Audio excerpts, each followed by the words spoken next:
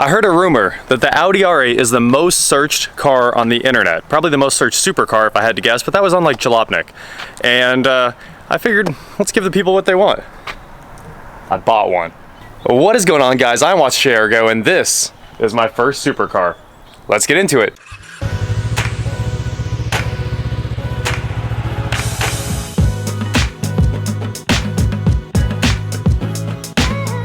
Meet my first supercar, my 2008 Audi R8 V8 TT, twin turbo.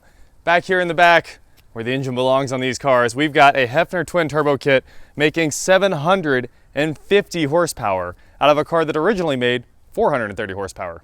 This one is a gated manual 6-speed transmission. I'll show you it in all of its glory here in a moment. This car had an MSRP of over $113,000. It's loaded with options. I can't wait to take you through every single one. But first, let's talk about what I paid. I bought this car for $55,000, making it the cheapest twin turbo R8 and the third cheapest Audi R8. Oh there, oh there. Careful using that trademark. Can I not say that? Where'd you come from? Oh, I don't know where I came from. Honestly, there must be some kind of system where Tyler just appears if you say cheapest. It was the cheapest twin turbo R8. This is like B YouTube starter pack here. So you are obviously a well-established YouTuber, but I don't know about that. Yeah, if you can't get a Gallardo, then you're getting an R8, right? I guess. But with your audience, you should probably. I just wanted to go fast. It's probably very broken, I imagine, right? It is broken. Yeah. Also, every time we go somewhere, everyone says, "Why do you bring the slowest car on the trip?" Like your bachelor party, and then when you got the McLaren, I just see comments like, "You always bring the slowest car." So this is now, hopefully, the fastest car, unless Brian shows up. It's very broken too, right? Yeah. It's got a cracked piston, and it needs to be more broken though. You want me to like light a match, do a little fire damage back here for more views? Maybe we could have a gas pump spray a little fuel back into the engine bay and just a little cosmetic, yeah, blowtorch. Yeah. Perfect. Yeah. That, and then we can wrap it John Deere green for your tractor audience. You know, right. And he's got a big tractor following, and to make sure to accommodate you, tractor people. That makes sense. Everyone wants to see tractors. Yes. And, you know, Lamborghini was definitely a tractor company. I don't know if Audi was a tractor company. I think they actually came from building cars. Yeah, planes, something like that. I don't know. Sure. I don't know, but congratulations. Thanks, man. This is very sharp. This is definitely not a hoopty, but I can't wait to drive it around in 2 to 3 months. Or years. Yeah, one of the two. Good luck with that. All right, bye. Right, fly away, fly, fly, fly. Well, the Hoovy alarm must have sounded. I said cheapest, and he just popped up out of nowhere. Let's get back to the car. Fly away, fly, fly, fly.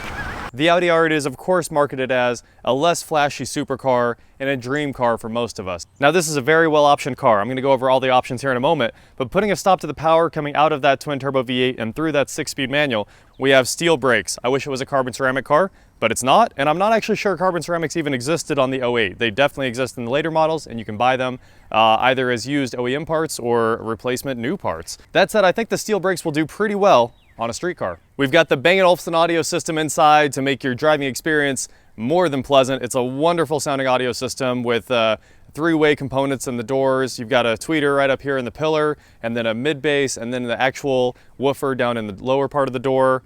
It has navigation. Somebody's installed a fully integrated Passport SRX radar detector. It's a little old, but hey, I'll take it. Gotta love integrated radar detectors. It looks super nice. We've got BC Racing coilovers front and rear with the KW's EDC delete kit to resolve any errors that pop up when you pull the mag ride out of the car. And a lot of these cars had issues with the mag ride from what I'm reading on the Audi forums, so I'm really glad that's already been done. Coming around to the side of the car, let's talk about the color. This is like chalk gray. Honestly, I don't know what this color is exactly. The roof is black, and back here we've got the blades that are silver with, of course, the aluminum look for the gas cap, and we've got like brushed aluminum on the mirrors with this yellow stripe that matches the brakes. The car is fully wrapped, and the roof is wrapped, this is wrapped, they're all different colors, the brushed aluminum's wrapped. The car is actually completely silver with yellow brakes. I think the wrap job looks great, minus these yellow accents, and I think we're gonna run it on the car for a while. It's a good look. We've got the very distinctive blades that came on the first gen R8s like this. These are not carbon fiber, even though it was an option. The carbon options, I don't know if they were around in 08 either, but eventually they had carbon blades, the Sigma carbon blades, carbon mirrors, and a carbon engine cover that I've heard was very rare. I would love to have that one. And the other distinctive feature, another thing that we all loved when it first came out, is this beautiful row of LEDs in the headlights that was one of the earliest cars to have the kind of ambient lighting in the headlights that really just sets the car off as it's going down the road. So let's get the hatch open back here. We've got this Heffner twin turbo kit. It is of course the only kit Heffner really ever made for the car. It's basically a stage 1 kit, and it made 630 horsepower when it originally came from Heffner. APR tuned the V8 cars for Heffner, and then this car was retuned by Eurocharged Performance up to 750 horsepower. And the old owner told me he thought they had more in it, but somewhere between the time the turbo kit was installed around 60,000 miles and where it sits now at 63,000 miles, it cracked a piston, it's drawing oil through that, and it smokes like a freight train. Let's see the startup right now.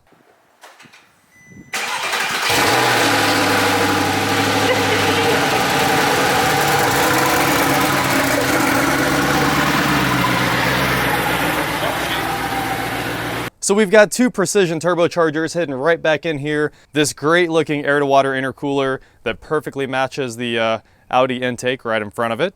And I mean, it's a great looking package. So we've got a ways to go. This is gonna be a fun project. Let's start taking the car apart in the next few videos.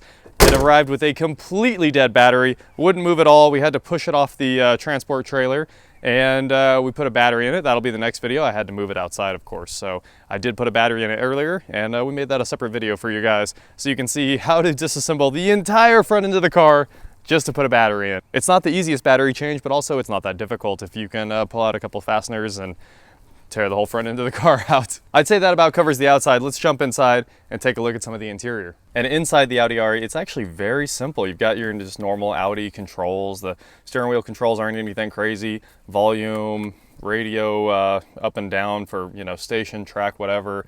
We've got cruise control, which is awesome because even the Huracan doesn't get cruise until 2016. And of course, this is really the precursor to that car. Auto lights, you know, a nice analog looking gauge package with a little display in the center.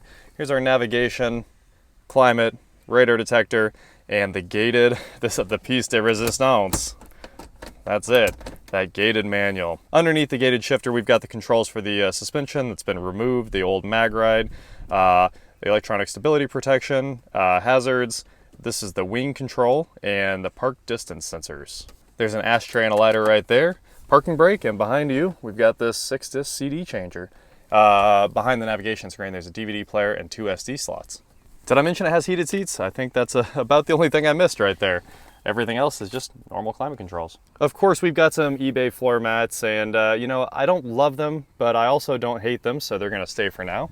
I'd be amiss to not show you inside the front, even though it's completely taken apart. You can see everything with the front end apart. There's the brand new battery, and you know, ABS pump, brake booster, headlights, and of course under each fender here there's a radiator, or they call it a heat exchanger, with an electric fan. Here's one on the other side too. They are perfectly symmetrical. And that is all there is to the front of the R8. Usually there's a gigantic tub right here that will actually hold quite a bit of luggage. We'll get that all put back in as we put the car together. Also, if you're wondering why the car is so dirty, it's been sitting for the last 4 months or so, and I never saw it. I didn't get to inspect it. I did send a friend over who has a twin turbo Gallardo, and he checked it out and said it's the car the seller described. So went ahead and did the deal, and the transport guy picked it up, brought it here, and this is basically all it's moved. It went from the street into the garage and right back here for today. So I want to thank you all so much for your support. I'm so excited to build this car. It's going to be a lot of fun. I hope you all join me on the journey. We're going to tear the engine out in the garage and you know, send the turbos out, get everything redone, and put it back together. Should be a super fun project. If you happen to have a lead or know where a factory V8 is from an R8, please shoot that along to me. You can find my email in the About section on the YouTube channel. Hit me up on Instagram, whatever you want. Please just get in touch with me. I would like to just buy an engine instead of trying to pull this one and rebuild it. As far as I know, it just has the one cracked piston, some scoring in that cylinder. A shop has pulled all the plugs and scoped it out, and they said that's what's wrong. But it would be much faster to just put another engine in this. So I'd be extremely grateful for any lead on one of these engines. Also, the tractor, obviously we haven't forgotten about that.